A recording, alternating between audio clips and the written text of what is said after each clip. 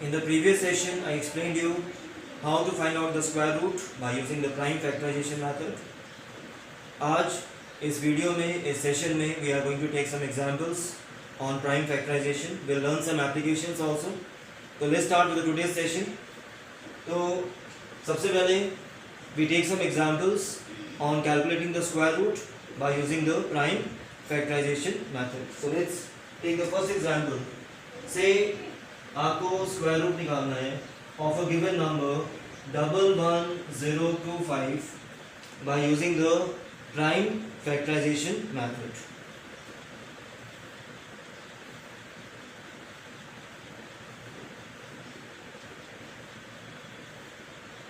तो जैसे मैंने आपको पिछले वीडियो में एक्सप्लेन किया था, प्राइम फैक्टराइजेशन मेथड में हम क्या करते हैं, we try to divide the number repeatedly by the smallest, you can say the smallest factor. The smallest क्या नाम है, प्राइम फैक्टर. तो आप क्लियरली देख सकते हैं ये जो नंबर है इट इज एंडिंग इन 5. तो this number is divisible by 5. Let me check whether it is divisible by 3 also. So this is 1, 1, 2, 2, 4 and 5. This is 9. So I can divide this number by 3. I can divide this number by 5 also. But as a rule we start with the smallest factor. तो smallest factor यहाँ पे क्या आ रहा है 3. तो हम पहले क्या करेंगे 11025 को हम पहले 3 से डिवाइड करते हैं. So let's do the division. So this gives you, this is 108 and this comes out to be 3675. इसको हम फिर से 3 से डिवाइड कर सकते हैं. We get 1225. ऐसे चेक करते हैं whether we can still divide by 3. 1 plus 2 3 plus 2 5 and 5 10. जो 10 है वो 3 से डिविजिबल नहीं है, इसका मतलब ये नंबर जो है वो भी 3 से डिविजिबल नहीं होगा. तो we can try with 5. तो 5 से डिवाइड करते हैं. We get 5 2s are 10, 22, 4 and we get 245.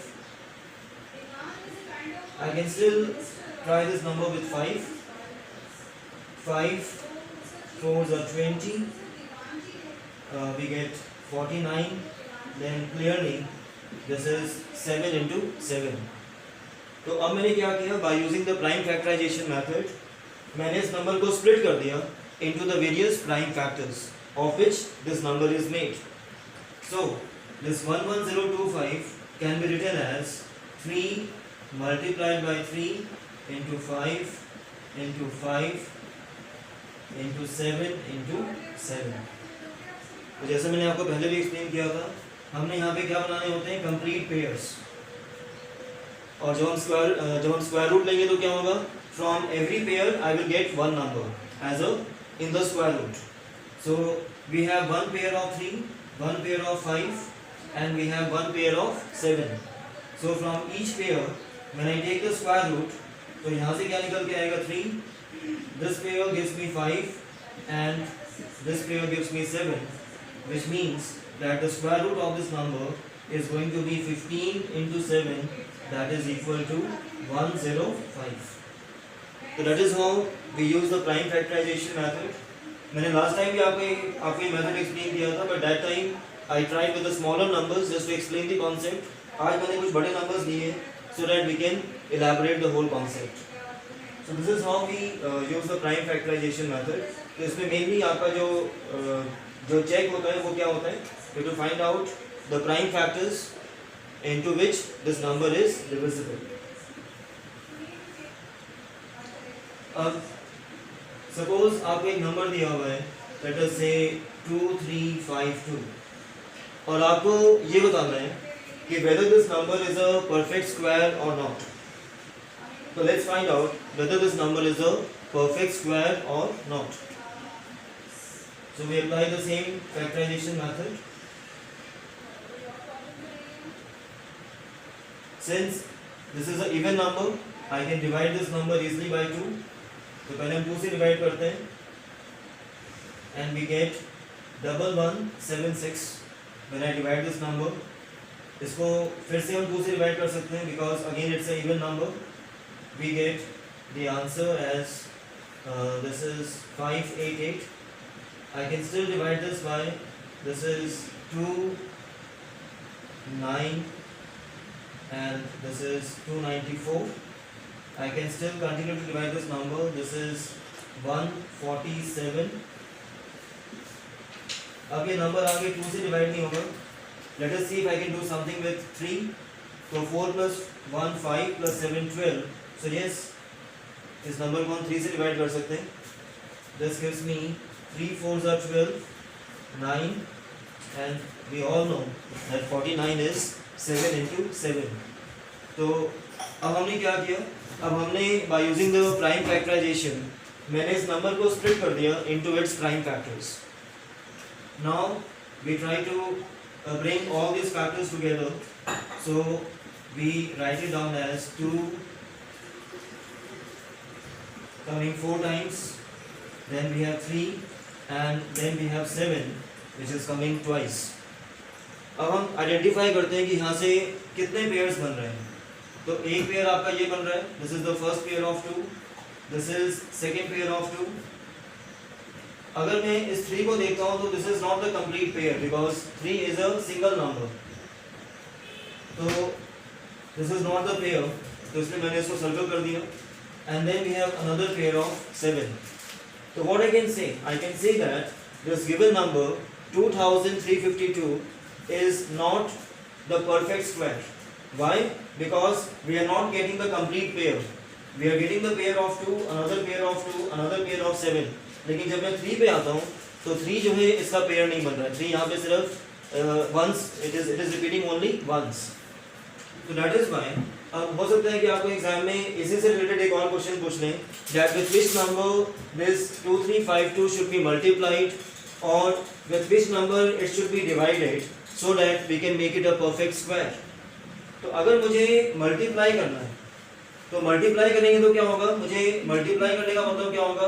I am providing more numbers, that means I am providing more factors to it. तो ऑब्वियसली यहाँ पे 3 कितनी बार रिपीट हो रहा है? वंस. तो 3 का पेयर कंप्लीट करने के लिए मुझे क्या करना पड़ेगा? I need to supply 1 more 3. तो 1 more 3 सप्लाई करने का मतलब क्या होगा? दैट इवेंचुअली मुझे इस नंबर को किससे मल्टीप्लाई करना है? 3 से मल्टीप्लाई करना है. तो when I multiply this number by 3, तो अब क्या हो गया? अब आपका ये जो 3 का जो पेयर जो था वो भी क्या हो गया? कंप्लीट हो गया. तो which means that the required number will be 2352 multiplied by 3. तो दैट मीन्स अगर मुझे इस नंबर को परफेक्ट स्क्वायर बनाना है तो मुझे 2352 को किससे मल्टीप्लाई करना होगा? 3 से मल्टीप्लाई करना होगा. And in that case the required number will be, this we can find out, this is going to be equal to 7056. मैंने 2352 को किससे मल्टीप्लाई किया? 3 से. और अगर मैं इस नंबर का अब मैं स्क्वायर रूट निकालता हूँ because now this is now it's a square, now it's a perfect square. तो अगर मैं इस नंबर का स्क्वायर रूट निकालता हूँ तो we have just now seen यहाँ से जो फर्स्ट पेयर ऑफ 2 अगर उसका स्क्वायर रूट लेंगे तो वहाँ से क्या निकल के आएगा? Will get 1 2 from the first pair, another 2, then 3 and then 7. So which means that the square root of this number is going to be equal to, this is 4 into 3, sorry this is not 12, by mistake this is written, this is 4 into 3 12 into 7 and the result is going to be 84. So the square root of the number is going to be 84. तो ये था कि मुझे किस number से इसको multiply करना है, with which number I should multiply two make it a perfect square. अगर इसी क्वेश्चन में आपसे पूछा जाए कि हमें इसको किस नंबर से डिवाइड करना है तो again the answer is same. अभी हमने क्या किया था? इसको 3 से मल्टीप्लाई किया. जब 3 से मल्टीप्लाई किया तो इस पूरे फैक्टराइजेशन में मुझे एक 3 और एक्स्ट्रा मिल गया जिससे ये पेयर गेट्स कंप्लीटेड. अब मुझे क्या करना है? एक तरीका क्या हो सकता है? दैट आई रिमूव दिस 3, यानी कि this was the original number. अगर इस ओरिजिनल नंबर में से इस 3 को रिमूव कर दिया जाए तो इसका मतलब क्या होगा?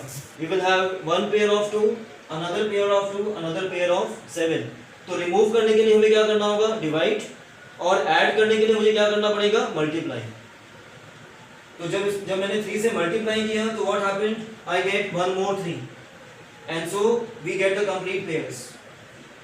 और इसका एक ऑल्टरनेट तरीका क्या हो सकता है, that I remove this 3 completely, हम इस 3 को एकदम यहाँ से रिमूव कर देते हैं। तो रिमूव करने का मतलब क्या होगा, that means I need to divide this given number by 3। तो अगर हम इस नंबर को 3 से डिवाइड करेंगे तो what is the required number which is a perfect square, that will be 2352 divided by 3. Let's divide this number. This is 72185. This is we get 24 and the required number is going to be 784. Now let's find out what is the square root of this number. तो इस number का square root क्या निकल के आएगा, यहाँ पे from the first pair I'll get 2, from second pair I get 2, and from the last pair of 7 I get 7 in the square root, and so the square root of the number is going to be 28. So the friends, what we have seen right now कि prime factorisation से हम 3-4 काम कर सकते हैं. First we can find out the square root of the number 1. Number 2 we can find out whether जो आपको number दिया हुआ है वो परफेक्ट स्क्वायर है या नहीं है. Third we can find out कि अगर वो नंबर परफेक्ट स्क्वायर नहीं है तो फिर आपको किस नंबर से मल्टीप्लाई करना है या किस नंबर से डिवाइड करना है to make it a perfect square. Now let's take one more example on the application of prime factorization method. आपको ये नंबर्स दिए हुए हैं 6, 9 and 15. You have to find out the smallest square number, that means the smallest number which is a perfect square and which is also divisible by 6, 9 and 15. यानी कि मुझे ऐसा number ढूंढना है, एक ऐसा स्मॉलेस्ट नंबर मुझे फाइंड आउट करना है जो first of all it should be a perfect square in itself, और उसके अलावा वो जो नंबर जो निकल के आएगा perfect square it should be also divisible by 6, 9 and 15. तो इस क्वेश्चन को सॉल्व करने के लिए सबसे पहले हम लोग क्या करेंगे, we will find out the LCM of this number, क्योंकि एलसीएम जो होता है वो स्मॉलेस्ट नंबर होता है which will be divisible by 6, 9 as well as 15. So let's find out the LCM of 6, 9, 15. So this you have already studied in the earlier classes. हम लोग इसको we can divide by 3 straight away. We get 2, we get 3, we get 5. Now we have no common factors, so we can write the LCM of the number as 3 into 2 into 3 into 5. तो इसका जो given जो आपका number है उसका LCM क्या आएगा, उसका एलसीएम आएगा 3 into 2 into 3 into 5. अब मुझे ढूंढना है एक ऐसा नंबर जो साथ में क्या हो, स्क्वायर भी हो. इट मींस अब मुझे क्या करना है, अब मुझे इस नंबर को कन्वर्ट करना है इनटू अ परफेक्ट स्क्वायर. तो फर्स्ट ऑफ ऑल चेक करते हैं क्या ये नंबर अपने आप में परफेक्ट स्क्वायर है. तो अगर आप चेक करेंगे तो यहाँ पे 3 का तो पेयर बन रहा है, but there is no pair for 2 and there is no pair for 5. तो which means 2 का पेयर कंप्लीट करने के लिए और 5 का पेयर कंप्लीट करने के लिए मुझे इस नंबर को 2 और 5 दोनों से मल्टीप्लाई करना होगा. So when I do so, this number becomes equal to, अगर आप ऐसा करेंगे तो ये नंबर आपका जो होगा that is going to be equal to 3 into 6, 6 into 3 18, 18 5 90, 90 into 2 180 and 180 into 5, and the answer is going to be 900. और इसका अगर हम स्क्वायर रूट निकालेंगे तो that's right, the square root of this number is going to be equal to 30. So in this way we can find out the smallest, you can say the square, the smallest perfect square which should be also divisible by the set of given numbers. अब कुछ लेते हैं कुछ indirect problems जहाँ पे आपको square root निकालना है. जैसे for example there is a gardener in your school और उसके पास 2025 प्लांट्स हैं. How many plants he is having? He is having 2025 plants. Rather इसको हम बोलते हैं सैपलिंग्स. तो इस सैपलिंग्स जो है उसको अरेंज करना है in the square matrix. That means in such a manner that number of plants in each row is equal to number of rows. तो कंडीशन क्या दी हुई है कि आपको इस प्लांट को ऐसे अरेंज करना है कि एक रो में जितने प्लांट्स हैं they are also equal to the number of rows. तो let's first of all understand the problem. तो सपोज अगर मैंने एक रो में अगर मैंने 5 प्लांट्स लगाए हैं तो which means the number of rows should be also equal to 5। तो which means if the number of plants in a row is x, it means the number of rows that is also x, और दोनों का जो product है that is equal to the total number of plants which is 2025। यानी कि इसमें अगर मुझे ये पता करना है कि how many plants will be there in a single row, या in the other way they may ask you कि इसमें total number of rows कितनी होंगी plants की, तो इसका मतलब हमें इनडायरेक्टली हमें फाइंड आउट क्या करना है, to find out the square root of this number, यानी कि मुझे यहाँ पे x की वैल्यू फाइंड आउट करनी है क्योंकि x स्क्वायर जो है वो किसके इक्वल है 2025 के। तो मुझे x निकालने के लिए I need to calculate the square root of 2025। So this you can do by the prime factorization method. ये आप खुद से ट्राई कर सकते हैं इसको। जब आप प्राइम फैक्टराइजेशन से इसको सॉल्व करेंगे so you will find that x is going to be equal to 45।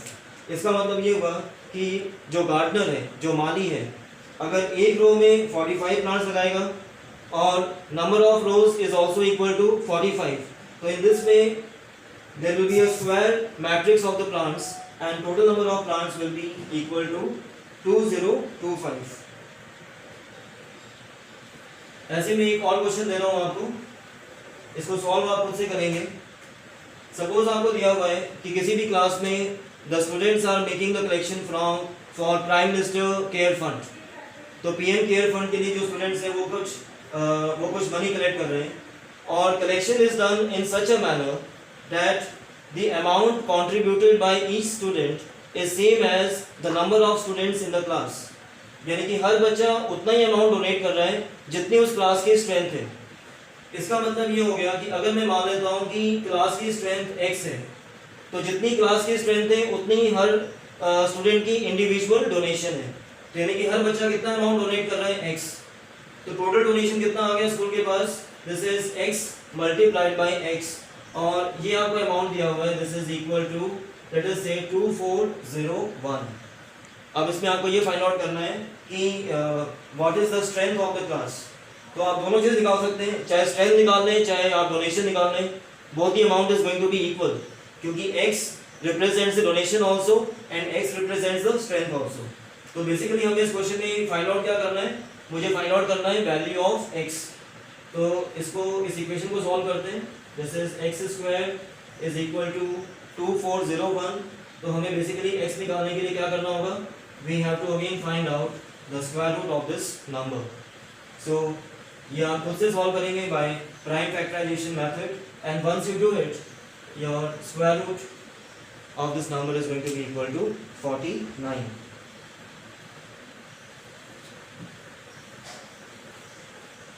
Let's take one more indirect application.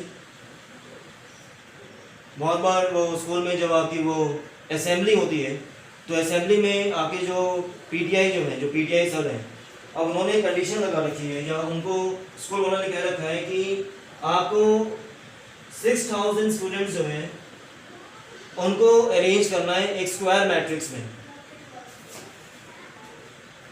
अब जब उन्होंने इन स्टूडेंट्स को स्क्वायर मैट्रिक्स में अरेंज किया तो he found that 71 students were left over.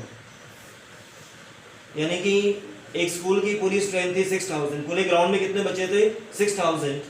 PTI sir को ये task दिया गया कि आपने 6000 बच्चों से एक स्क्वायर मैट्रिक्स फॉर्म करना है जिसमें कि number of rows should be equal to number of columns. जब वो ऐसा कर रहे थे तो व्हाट ही फाउंड कि एट द एंड जब उनका स्क्वायर कंप्लीट हो गया तो 71 students were left over.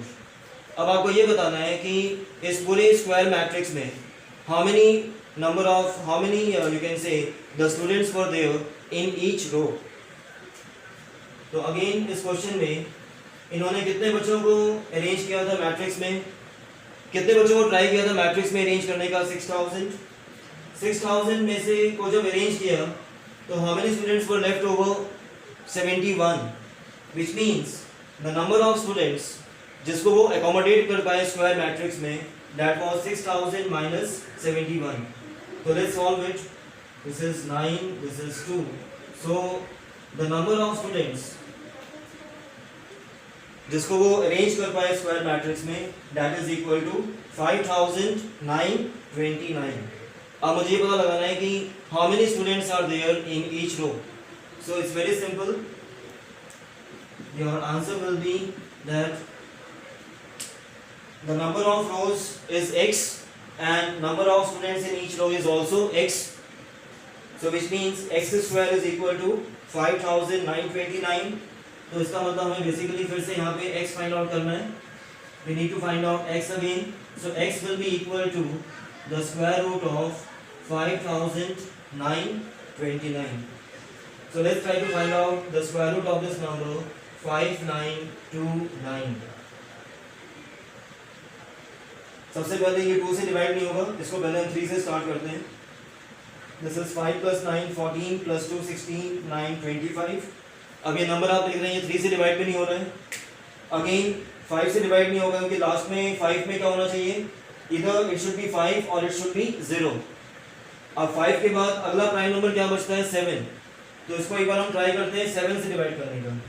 So when I divide this is 7 8 56 32 7 4 28 और ये आपका आ जाएगा 847. इस नंबर को फिर से हम 7 से डिवाइड करते हैं, वी गेट 121 और 121 can be further factorized as 11 into 11. तो यानी कि अगर हम 5929 को स्प्लिट करेंगे, सो this is the result 7 and 11 both appearing twice. तो एक पेयर 7 का हो गया, एक पेयर 11 का हो गया, यानी कि आपका आंसर होगा that is 7 into 11 and the result is going to be 77. So these were a few examples.